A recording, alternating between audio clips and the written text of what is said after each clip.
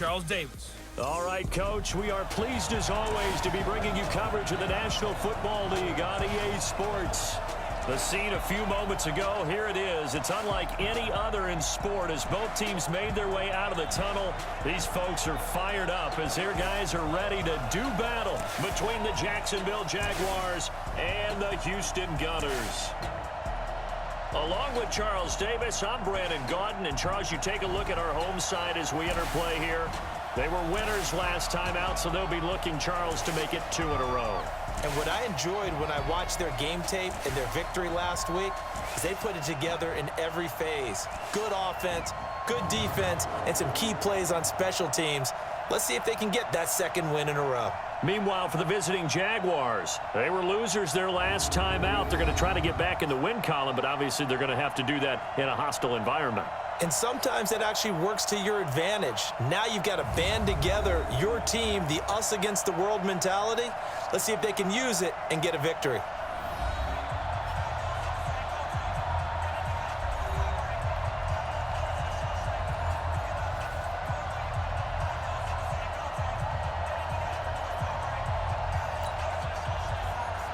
The first game's out of the way. Time to buckle down for the long season ahead, and we're off in week 2.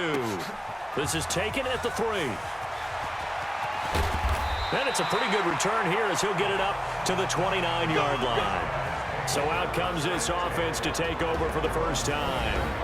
They're led out by their quarterback out of Fresno State, Derek Carr. The thing I like most about Derek Carr's game is not just the right arm and his touch and his ability to find receivers. I think it's his calmness, and I think that transmits itself very well to the rest of the team. They feed off of that, and they go out and play with confidence.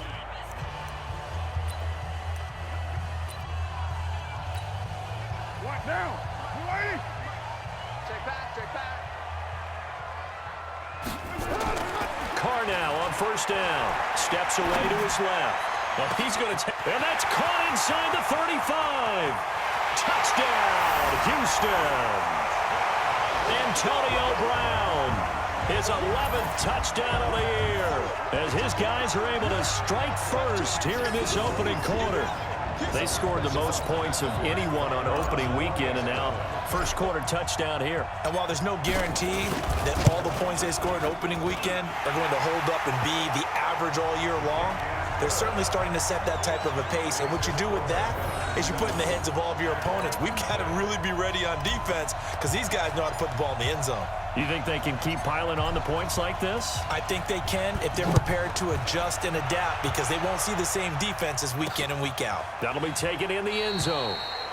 And no run back here. This will be a touchback, and it comes out to the 25-yard line. So here's the first drive now for the Jags. They'll be led onto the field by their 6'6" quarterback, the former Arizona Wildcat, Nick Foles.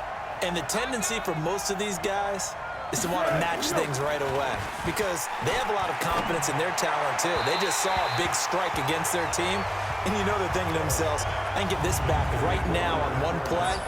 Well, if it's there, you take it. But otherwise, just go ahead and calm your team down. Run the offense, get things going, and see how things settle in. An incomplete pass leads to 2nd and 10 from the 25. A first carry for Leonard Fournette. And he is met quickly in the backfield. Down he goes, folded like a lawn chair. Plays like we just saw there. That's why they're up right now. And the defense, they're doing their job. Yeah, it starts with the guys up front. So when you talk with GMs who are putting together a team, a lot of them say we're going to build from the inside out because if you control the line of scrimmage, you control the rest of the ball game, and that's what we're seeing here. They're actually playing in the offense's backfield, not necessarily just playing at the line of scrimmage.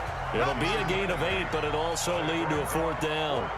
They've got good playmakers on the offensive side of the ball. I don't know what happened last week to really hurt their performance and hold down their production, but I would dare say that this week in practice, there's a lot of talk about how they're going to increase their proficiency. And that was a good start getting the playmakers involved. You mentioned that to me pregame.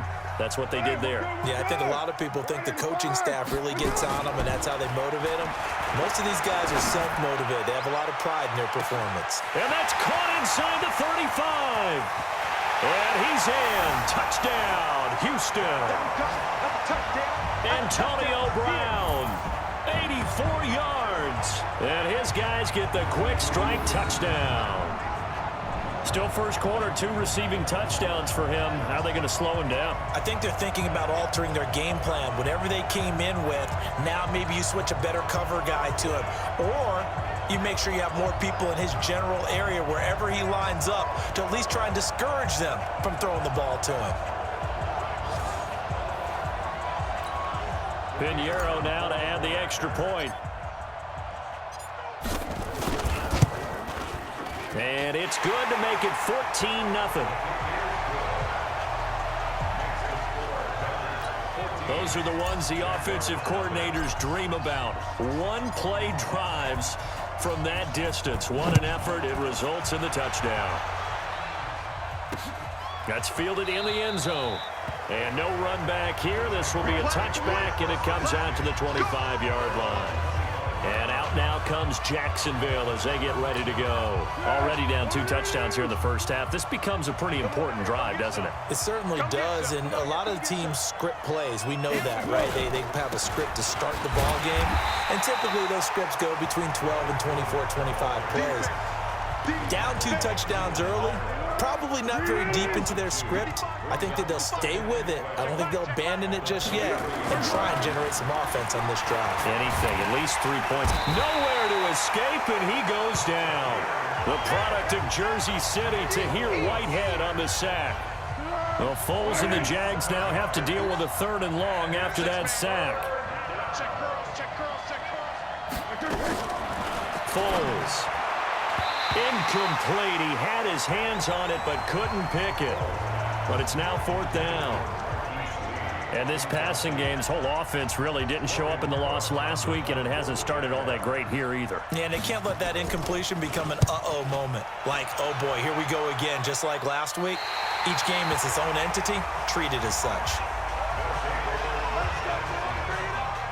Back onto the field now comes the wideout Antonio Brown. Where he stands right now, as you see, already over 1,000. You have to think 2,000 is a real possibility. Long way to go in the season, but what he's done so far, spectacular. It is, and you know what he's also hoping for? That he's going to play a lot of man coverage from here on out, because one of the best ways to slow down production is to go to zone and double, triple team, put a number of people in the area that you expect him to run into. But man-to-man, every receiver believes he's going to win that battle. And you know what they all do? They all keep kind of a book, you know, on what the defenders do, what their moves are, their best things. And he wants to be able to refer to that book and beat one guy at a time. Now Carr, after the incomplete pass, brings him up 2nd and 10. He's airing it out for Williams. And it's knocked away and incomplete. Tyrell Williams was the intended target. And that takes us from 2nd to 3rd down. Time for a look at our starters here on defense. Now, they've been a very good unit against the pass, defending at 5th best in the league. And hey, they were stingy in the opener. Didn't allow much of anything at all through the air. So now they come into week 2 saying, hey, let's see if we can do even better. Let's go ahead and get to that number 1 spot. And now a shot taken on 3rd down, but it's going to wind up incomplete.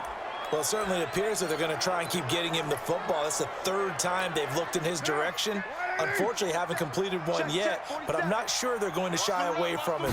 They feel like they've got something there, and they want to capitalize on it. And he can't find a receiver, and he's brought down. A surprising move to go for it, and predictably, at least somewhat predictably, it doesn't pay off, and the Jags take over in terrific field position. Fournette, a 1st down carry. A gain of 3, 2nd down. And we get a peek at the defensive starters, and it's a unit that really needs to do better than they did last week. So I would expect them to come out with a lot more emotion this week, flying around, trying to establish a new tone, because last week they didn't feel good about it all. And this time not quite to the 30. It'll be down at the 31-yard line. A gain of 3 last play. This time they double it and pick up 6. They'll try and run for it with Fournette. And he's able to get the first here as he's taken down at the 25. 3rd down turns to 1st with that 5-yard pickup.